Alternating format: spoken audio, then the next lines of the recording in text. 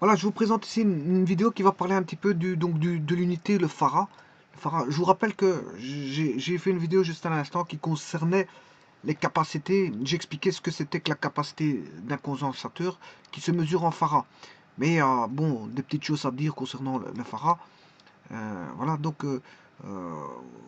voici les bribes de vidéo. Ici, si les armatures, bref, j'ai vu donc les capacités sur les condensateurs et qu'un condensateur était constitué d'un dipôle dont deux armatures placées on va dire, en opposition et que si, bien sûr, les condensateurs, on peut avoir différents types de condensateurs et que, voilà, si la surface constituait un plan, ben on avait ce qu'on appelle des condensateurs plans. Le but, c'est d'avoir un réservoir de charge. Voilà, en gros, c'était ça. Et ce réservoir de charge, ben, c'était pour soit décharger sur une utilisation, ou soit pour recevoir une accumulation de charge pour se recharger. Voilà. Et donc, les batteries piles jouent le rôle d'un condensateur, mais un plus gros condensateur que les petits condensateurs réels. On a défini des petits condensateurs, voilà, pour lesquels ils pouvaient stocker de l'énergie électrique, l'énergie électrostatique, voilà, et qu'il est constitué d'un isolant, et cet isolant est dépendant d'un condensateur à l'autre. Je verrai les différents types de condensateurs, mais là n'est pas la vidéo. Cette vidéo-ci va concerner tout simplement l'unité, le Farad. Alors je vous rappelle que la capacité est proportionnelle à la surface. Plus la surface est grande, et plus la capacité est grande, plus l'épaisseur est grande, est petite, et plus le condensateur est grand, et plus la constante K est grande, et plus le condensateur a une capacité à stocker des charges très fortes. Et donc le K dépendra bien sûr de l'epsilon R qui est la permittivité relative ou voilà, la constante diélectrique d'un matériau. Donc ça dépend du matériau. Ça dépend d'un matériau. Il existe des différents types de condensateurs et donc d'isolants qui vont faire en sorte qu'on a un diélectrique dans le condensateur grâce à l'isolant. Donc on a une zone, si vous voulez, une zone tampon dans laquelle on a un isolant entre les deux armatures. Donc il n'y a pas de courant qui circule, je vous le dis tout de suite. Bien qu'on mette dans les circuits un courant de passage, il n'y a pas de courant de passage. C'est juste une circulation, voilà, des charges positives dans un sens et des charges négatives dans l'autre sens qui fait comme si on apercevait le passage d'un courant. Mais c'est tout simplement, il n'y a pas de courant qui passe à travers le condensateur parce qu'il y a un isolant. Et si le courant devait passer à travers l'isolant, c'est qu'il est claqué. Il est plus bon. Voilà. Alors, ici, je vais faire une petite vidéo qui va concerner donc l'unité, le Farad. Alors, et parler un petit peu du Farad.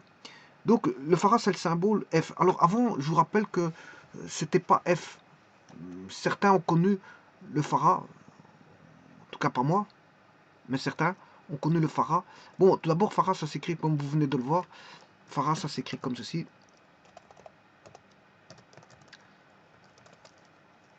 Voilà, et le symbole, c'est F. Alors, avant, le symbole, c'était FD. On pouvait mettre FD, le Farad. Bon, qui vient du Faraday, hein. Vous aurez compris que Farad, c'est Faraday. Alors, bien sûr, c'est tout des messieurs, hein, des messieurs. Si je prends l'unité de charge électrostatique, que le monsieur, son unité, on a donné une unité qui provient d'un monsieur qui est monsieur Coulomb. Si vous prenez l'unité d'intensité électrique, ben, on a donné, voilà, le nom à monsieur Ampère. La tension électrique, U, elle se mesure en volts de monsieur Volta. Donc Coulomb, Ampère, monsieur Volt.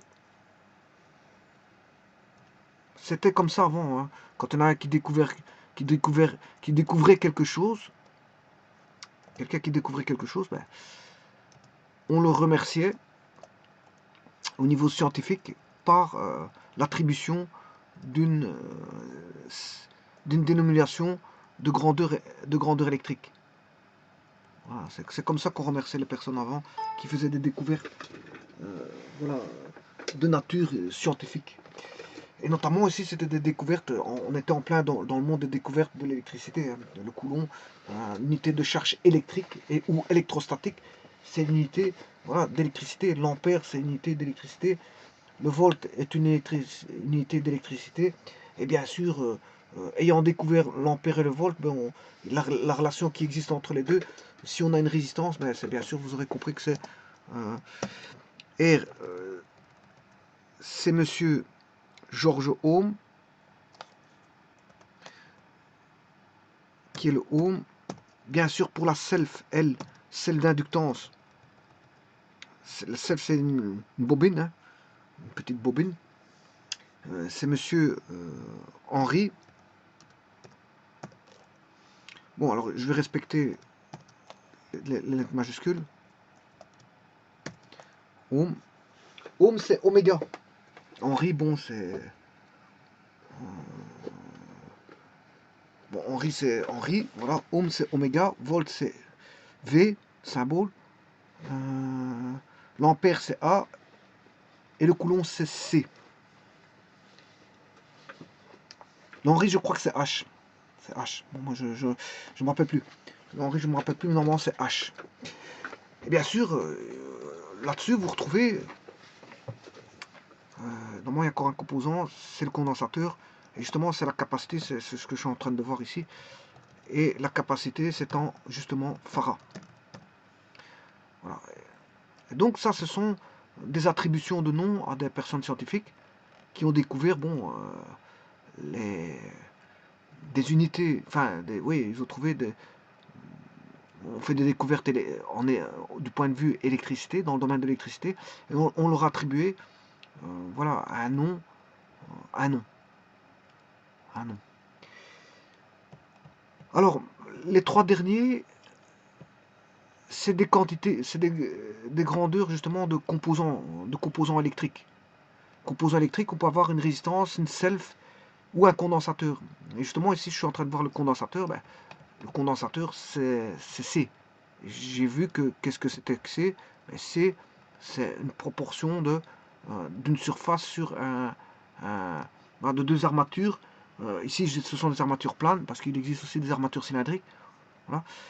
On a une surface plane dans laquelle les deux armatures ont une certaine épaisseur et dans laquelle on a mis un diélectrique. Et ce diélectrique, bon, se résume par voilà, une constante diélectrique epsilon R mesurée par rapport au vide qui est epsilon 0. Et en fonction du epsilon R, ben, la capacité, si S est grand, ben, on a une capacité beaucoup plus grande. Si epsilon R, en fonction du matériau diélectrique, a une valeur beaucoup plus grande, mais la capacité sera beaucoup plus grande, puis on resserre les épaisseurs, c'est-à-dire l'épaisseur est petite, et plus le condensateur est grand. Enfin, plus la capacité du condensateur à accumuler les charges électriques est grande. Voilà, et donc dans cette vidéo, je vais voir l'unité, le farad, provenant de monsieur Faraday, hein, parce qu'il y a Henry, George Ohm, c'est son nom, volt c'est volta, ampère c'est ampère, coulomb c'est coulomb, mais farad c'est Faraday. C'est Faraday.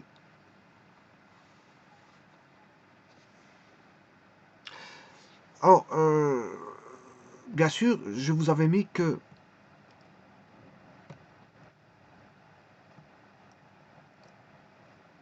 voilà, le Q égale CU. La charge est égale à la capacité fois la tension. Voilà. Voilà comment est reliée la charge en coulomb. La charge en coulomb, ben, c'est 1 farad, si vous voulez, CU, c'est 1 farad fois 1 volt, ça fait 1 coulomb. 1 coulomb, c'est 1 farad fois 1 volt.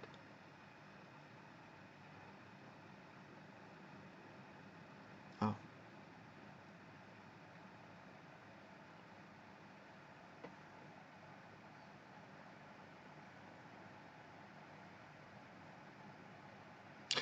Donc, si maintenant je regarde qu'est-ce que ça veut dire, bon, un condensateur est dit avoir donc une capacité de 1 farad si 1 volt lui permet d'emmagasiner 1 coulomb. Je répète, donc un condensateur est dit avoir une capacité de 1 farad, Voilà, il a une capacité de 1 farad, une capacité de stocker, voilà, 1 farad. Si 1 volt lui permet d'emmagasiner 1 coulomb. Donc on emmagasine 1 coulomb. Voilà, en charge. On emmagasine 1 coulomb. Et donc on aura 1 farad si sous 1 volt, on emmagasine 1 coulomb. Sous 1 volt. Voilà.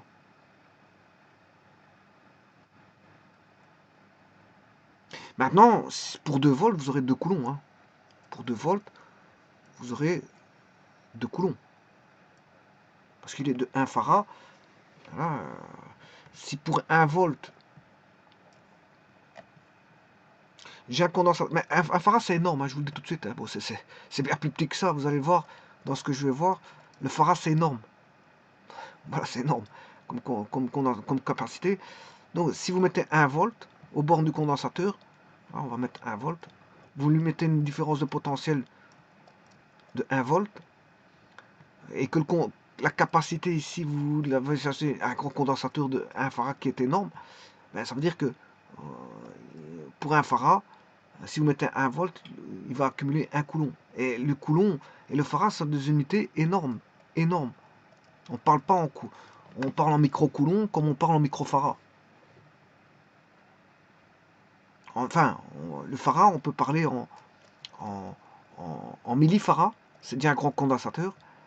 Microfarad, c'est déjà plus petit. Picofarad, bon là c'est déjà beaucoup plus petit. On a des condensateurs en microfarad et en picofarad. Et donc l'unité de coulomb, ce sera aussi par des micro-coulombs, voilà, des pico-coulombs, des micro-coulombs. Voilà, c'est un petit peu le même style que le farad, c'est une grande unité. Alors, si on a un condensateur d'une capacité de 1 farad, ça veut dire que si vous mettez 2 volts, vous aurez 2 coulombs. Si vous mettez 3 volts, vous allez avoir 3 coulombs. Mais on ne peut pas mettre ce qu'on veut non plus, parce qu'à un moment donné, vous risquez de claquer. Il y a une tension de claquage. Hein. Une tension, bon, on ne peut pas dépasser. Ça, je verrai dans les caractéristiques que c'est pas qu'on peut mettre ce qu'on veut comme tension sur un condensateur. Tout comme une résistance, vous ne mettez pas ce que vous voulez sur une résistance, hein, comme tension. Voilà, ça claque, ça claque. Hein. Bon, ils ont leur limite d'utilisation. Hein. Voilà.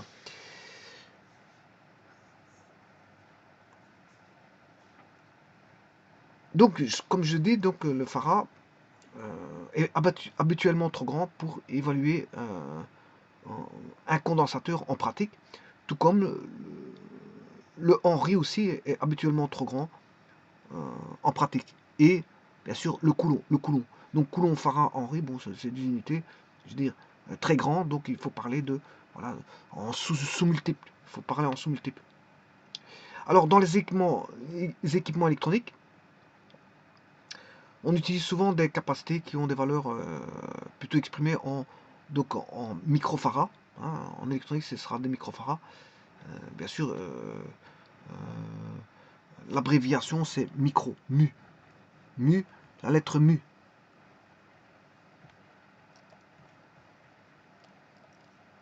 Alors qu'est-ce que c'est qu'un picofarad? Ben, c'est un micro de microfarad. Un micro de micro fait un picot. Tout comme un milli de millifarad fait un micro. Tout comme un milli de milli de milli de milli de milli. Donc milli de milli de milli de milli millifarad, mais ça ne se dit pas ce que je viens de dire, mais bon, je vous le dis.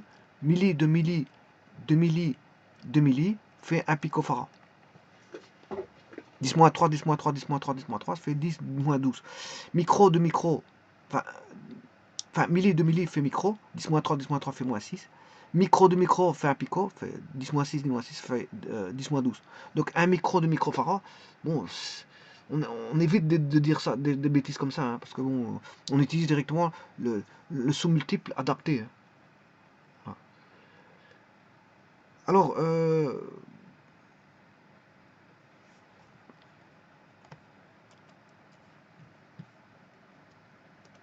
le milli, je vous ai dit que le farad c'est énorme comme unité, donc on va utiliser des sous-multiples. On aura un millifarad qui est 10 moins 3 farad, 1000 fois plus petit que le farad. Bon, avant, farad c'était avec un D, hein, avant. Maintenant, c'est plus avec un D. Il y en a qui l'ont connu avec un D. 1 microfarad, c'est 10 moins 6 farad. Donc c'est 1 millionième de farad. Et 1 picofarad, c'est 1 millionième de millionième de farad, c'est-à-dire 10 moins 12 farad. Voilà. Par exemple, si je prends une capacité de 500 microfarads, 540 microfarads, ben, ça fait 540 fois 10 moins 6 farads. C'est un exemple. 540 fois 10 moins 6. Bon, si j'avais pris le pico, c'est 540 fois 10 moins 12. Si j'avais pris milli, c'est 540 fois 10 moins 3. Vous adaptez, bien sûr, par rapport aux unités. Voilà.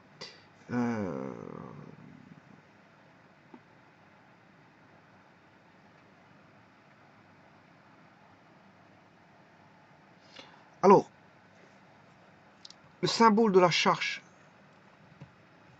d'un condensateur, symbole de la charge d'un condensateur, c'est Q. Alors, rappelez-vous que la formule, c'est Q égale CU. C'est une des formules les plus faciles à utiliser en électricité parce que on a Q égale Q. C'est ça, c'est simple. Ce qui veut dire que la charge qui est en coulomb, divisée par C, vaudra, on sait retrouver la tension. Tout comme Q sur U vaudra la capacité. Voilà, donc on s'est retrouvé, voilà, la tension, la capacité et la charge. Si vous pouvez trouver la charge connaissant la capacité et la tension, vous pouvez trouver la tension connaissant la charge et la capacité, vous pouvez trouver la capacité en connaissant la charge et la tension. Voilà. Donc la charge d'une capacité dépend uniquement de deux facteurs. Hein. La tension supportée par le condensateur et la valeur en farad du condensateur. Voilà.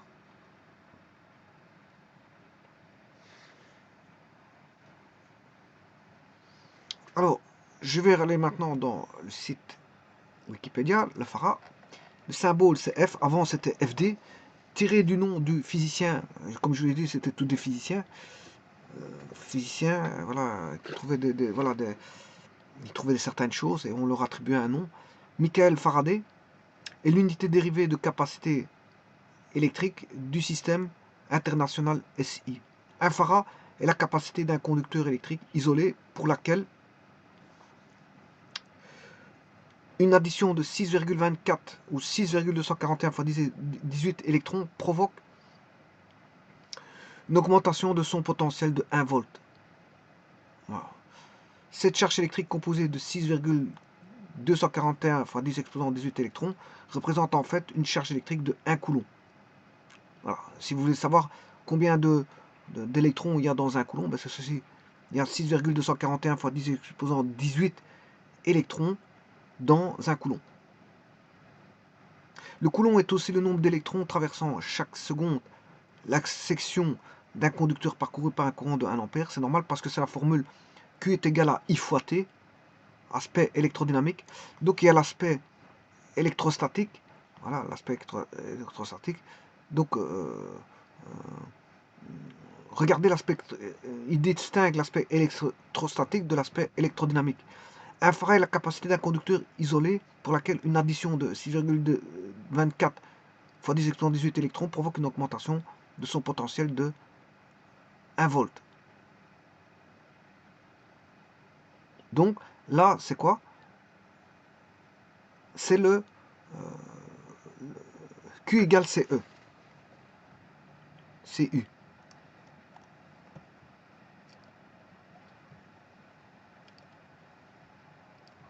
là, ils l'ont défini au niveau électrostatique.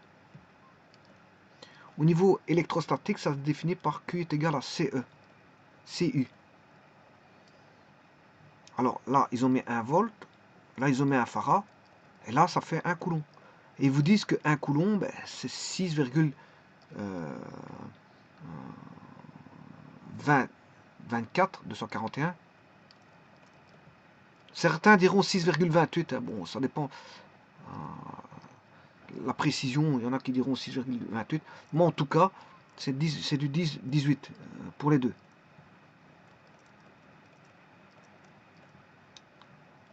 Voilà. Donc là, c'est défini au niveau électrostatique. Le farad est défini au niveau électrostatique. Voilà, c'est ce que je vous ai dit tout à l'heure. C'est un farad fois 1 volt. Un farad fois 1 volt donne 1 coulomb. Et 1 coulomb, c'est bon, 6,24 fois 10 exposant 18 électrons. C'est ce qu'ils disent. Ça, c'est au niveau électrostatique. Mais au niveau électrodynamique, voilà, la définition, elle est tout autre. Au niveau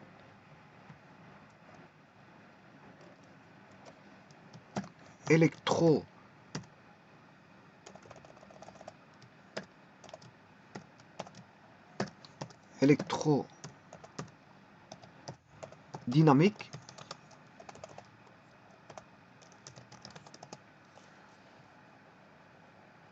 la définition provient de Q est égal à I fois T. Donc, Q, la charge Q, est égale à I fois le temps. Voilà. Le temps, ils ont pris ici 1 seconde. Là, ils ont pris 1 ampère.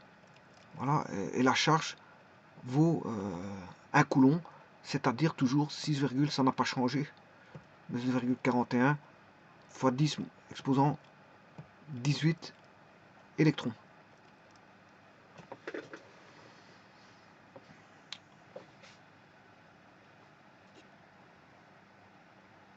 Voilà, donc il y a la définition de la charge au niveau électrostatique et au niveau électrodynamique.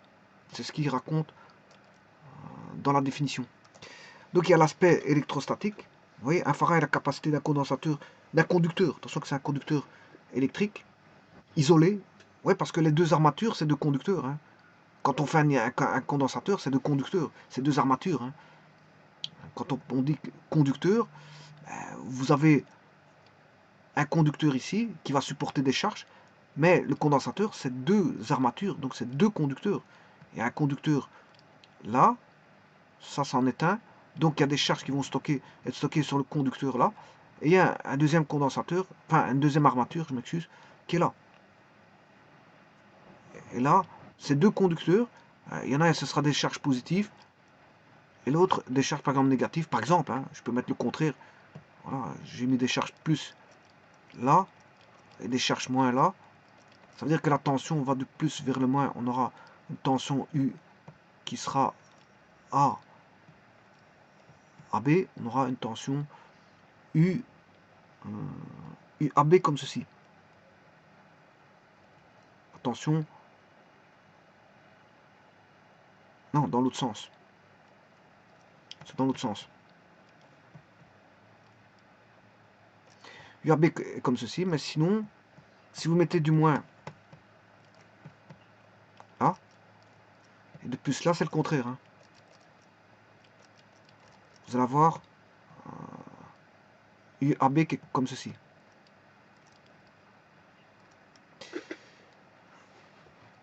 Voilà, donc et là, bien sûr, il y a l'isolant. Hein. L'isolant, il est là. Le diélectrique, il est là. Enfin, c'est du papier, du mica. Bref, le diélectrique, c'est pas ça qui va manquer. On va mettre une couche isolante entre les deux. Et plus l'épaisseur est petite, et plus la capacité est grande. Voilà, ça c'est l'isolant entre les deux armatures conductrices. Donc on a deux armatures conductrices pour lesquelles on aura des charges électriques entre ces deux conducteurs. Et bien sûr, on aura un isolant entre ces deux conducteurs. Et on aura une épaisseur entre les deux conducteurs dans lequel est rempli un isolant. Et ça, c'est les condensateurs plans. Condensateur plan, c'est comme ça. Donc c'est pour ça qu'il parle de conducteur. Donc cette charge électrique composée de 6,24 fois 10 exposant 18 électrons représente en fait une charge électrique de 1 coulomb. Le coulomb, symbole, c'est l'unité de charge électrique du système international. Voilà. Aussi le nombre d'électrons traversant chaque seconde la section d'un conducteur parcouru par un courant de 1 ampère. Et ça, c'est au niveau aspect électrodynamique, c'est-à-dire Q est égal à I fois T. Il faut considérer tout conducteur comme un réservoir à électrons. C'est un réservoir de charge, je vous l'ai expliqué, susceptible d'être plus ou moins rempli à l'aide d'un contact électrique avec un générateur d'électrons ou vidé avec un récepteur d'électrons. Donc soit vous avez ça, c'est ce que j'ai expliqué auparavant, vous avez le circuit de charge au travers d'un générateur qui va porter des charges électriques et le vidage, ben, il n'est pas obligé d'être rempli totalement, c'est ce qu'ils disent et je l'avais expliqué dans l'autre vidéo. Bon, condensateur, si vous prenez le condensateur, mais je l'ai court, je crois, le circuit de... Voilà, je crois que je l'ai encore. Voilà, le circuit, il est là. Vous avez un circuit de charge. Hein. Là, on a le circuit de charge. Bon, on n'est pas obligé de le charger complètement. Mais ici, il va se charger complètement parce que je n'ai pas de résistance. Voilà. Si je mettais une résistance comme ça, là, j'ai une constante de taux, une constante de temps, taux, qui est égale à R1, j'appellerais ça ceci R1 fois C. R1 fois C. Et là, il ne va pas se charger automatiquement, il va dépendre d'une loi que je verrai, une loi exponentielle, voilà, il va chercher au fur et à mesure. Mais on peut arrêter la charge à un moment donné en coupant l'interrupteur. Voilà. Et puis après, on peut le décharger. Mais on peut faire en même temps une charge et une décharge. Pourquoi pas? On peut en même temps charger et décharger. Donc le réservoir va travailler, voilà. S'il décharge plus qu'il ne charge, il va se vider, à un moment donné, il va se vider complètement. Mais s'il charge, il décharge moins qu'en charge, il sera toujours chargé. Hein. Il faut penser à ça. Voilà, c'est comme un robinet, vous remplissez, voilà, avec un... Ici, j'ai mis un pivot. Il y a un pivot. Quand il est rempli, il se décharge. Mais voilà. Mais on n'est pas obligé d'arriver au maximum pour le réservoir hein, de charge ici. Condensateur, on n'est pas obligé de le charger complètement. Hein. On ne va pas le vider quand il est chargé complètement. On peut le vider à moitié ou quand il est à moitié rempli de charge ou voilà, au quart. Voilà. Donc, c'est un petit peu une gestion. C'est une gestion. On peut faire une gestion là-dessus. De la charge et la décharge, ben, je reçois des marchandises, c'est un petit peu comme un magasin. Un magasin, il reçoit des flux de marchandises. Voilà, il stocke. Il stocke de la marchandise. Donc, c'est un réservoir. Le stock, c'est un réservoir, on va dire, un réservoir de marchandises. Il stocke de la marchandise. Cette marchandise étant achetée le jour même, ou le lendemain, ou sur le lendemain, peu importe. Voilà. Mais s'il est acheté le jour même, ben, il y a de la marchandise qui va partir directement, automatiquement.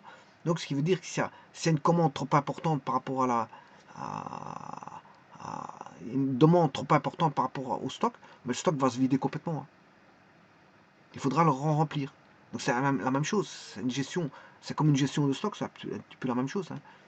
Bon, si je veux dire, s'il y a une demande trop importante, bon, le stock va se vider complètement. Voilà, c'est la même chose. Hein. Si du jour au lendemain, on a une grosse commande et que bon, tout le stock va se vider, ben, on n'aura plus rien dans le stock. Il faudra recommander. Mais en attendant, ceux qui vont commander n'auront rien. C'est ça le problème. Ils n'auront rien. Parce que tout a été vidé dans le stock, il n'y a plus rien. Donc il faudra attendre. Tout est une question de délai. Comme les condensateurs, il y a une question de délai. D'ailleurs, le condensateur est utilisé, je veux dire, en tant qu'élément qui va travailler avec le temps. Donc on pourra faire des délais, on pourra faire voilà, beaucoup de choses. Mais en tout cas, voilà la gestion de charge permet, pendant un certain temps T, permet, je veux dire, de créer voilà, une action temporelle. Voilà, créer une action temporelle. Donc on pourra gérer un temps. On pourra gérer un temps. On pourra gérer un temps parce qu'il y a une notion de gestion de charge, oui, mais une notion temporelle qui est cachée derrière. Donc, de ce fait, on pourra voilà, faire intervenir la notion temporelle grâce à cet élément qu'est le condensateur, associé bien sûr à une résistance, parce que si vous n'associez pas de résistance, on a une charge directe et une décharge directe. Donc là on verra rien. Hein. Le condensateur se charge directement et se décharge directement. Là, on ne verra rien. Voilà. Pour voir quelque chose, il faut mettre une résistance qui va, on va dire, amortir le chargement via une constante de temps tau, et c'est la constante de tau qui va faire en sorte qu'on aura une charge euh, sous délai, une charge sous délai. Parce que pour une charge sous délai, c'est la constante de temps qui va amortir, dire, qui va, voilà, qui va amortir un petit peu la gestion. Voilà, et ça je le verrai dans les charges et décharges de condensateur, parce qu'ici c'est pas le but de la vidéo, mais en tout cas on peut faire une gestion temporelle, et donc faire intervenir le temps indirectement, et donc faire des délais, créer des délais, grâce à cette gestion temporelle de restitution et d'accaparement de charges. L'accaparement de charges vient de la source, hein. Les charges viennent de la source, bien sûr, hein. Vous avez des charges qui viennent de la source, pour autant qu'on ferme l'interrupteur, bien sûr. Voilà. Et si on l'ouvre, la source n'apporte plus de charge. Et la décharge se fera via un interrupteur ici, interrupteur 2. Bon, on pourra décharger. Et on peut en même temps charger et décharger, comme on peut charger tout simplement, et ne pas faire de décharge, comme on peut faire de pas charger et de décharger complètement. Enfin, complètement ou partiellement. On peut s'amuser hein, avec les interrupteurs 1 et 2, on peut faire des manipulations qui vont faire jouer au rôle des constituants, des composants, un rôle soit de charge ou de décharge. Voilà, et c'est ce qu'ils disent ici. C'est ce qu'ils disent ici. Donc le composant électronique appelé condensateur utilise cette propriété, mais en associant deux conducteurs ou plus, chacun des conducteurs exerçant son influence, si possible totale, sur l'autre conducteur. C'est sous cette condition d'influence électrostatique d'un conducteur sur l'autre que l'on fabrique les condensateurs utilisés en électronique. En unité de base, donc on a l'ampère fois le farad, c'est l'ampère fois seconde par mètre, c'est-à-dire des joules par.